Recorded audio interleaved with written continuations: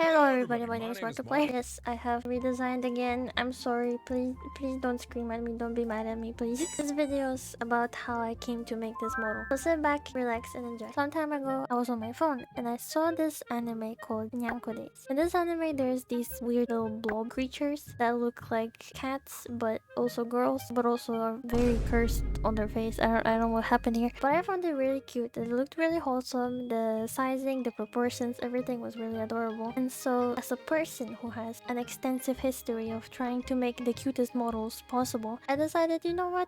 I want to try my hand at this. So first of all, I had to try the art style because I didn't even know if I can replicate it well in 3D. So I started off with drawing a few sketches. My confidence going into this was at like 60%. I knew I can make a 3D model, but I didn't know if it's going to look good at all. But this is what I came up with. And I felt, a little bit more confident as I was going with it. But it was time to make a front-facing shot of the character that I wanted to create. So my confidence wasn't the best around here, but I decided, let's just try. If I make a monstrosity, what's the worst that can happen?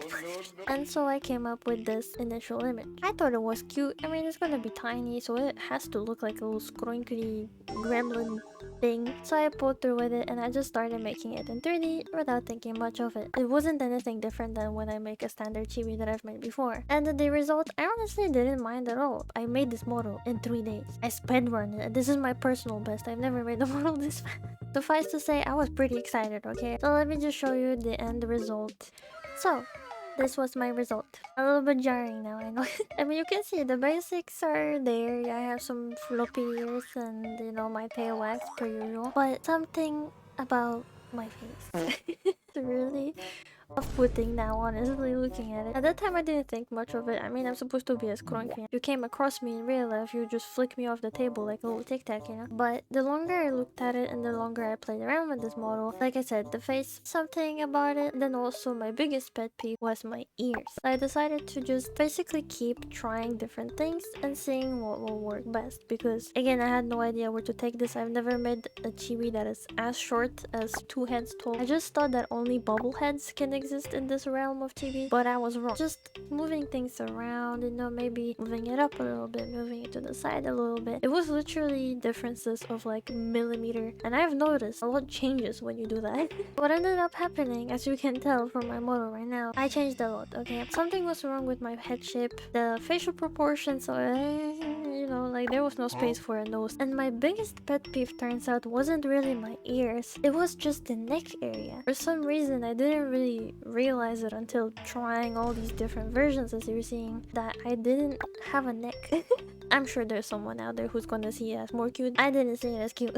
From this experience, I combined a teeny tiny list how you should go about making a chibi character and what to keep in mind. You should really watch out for sharp edges. Chibis should be based off of circles. So when you're drawing the base, make it round. Round things up. Don't be afraid to make it blobby and feel like a balloon. The position of the neck, or even the size, the scale, everything about the neck, shoulders, and head area is really, really important and changes dramatically, honestly, if you just change it by like a centimeter. The width of the body is also very important. You see, if you make your body very thin or very small compared to the size of your head, it can really make it just become a bobblehead. You have to kind of even out the weight of your head with the weight of your body. There's a lot of artists who make really good keychains, and they're really cute art styles. In 3D, they don't really belong too much because the second they would try to walk, they would pretty much fall on their head instantly. This doesn't make no sense, when it comes to physics. So yeah, beware of that if you don't want to end up like a bobblehead. The last lesson is that, even if you create a monstrosity like I managed to do, even if you think that the model that I have right now is a monstrosity, it doesn't matter. At the end of the day, have fun with the process, try out different things. Honestly, I'm very satisfied with this model, so let me know down in the comments if you think this model is an upgrade, is it a downgrade, do you think it was better, the first version with the jump scare face.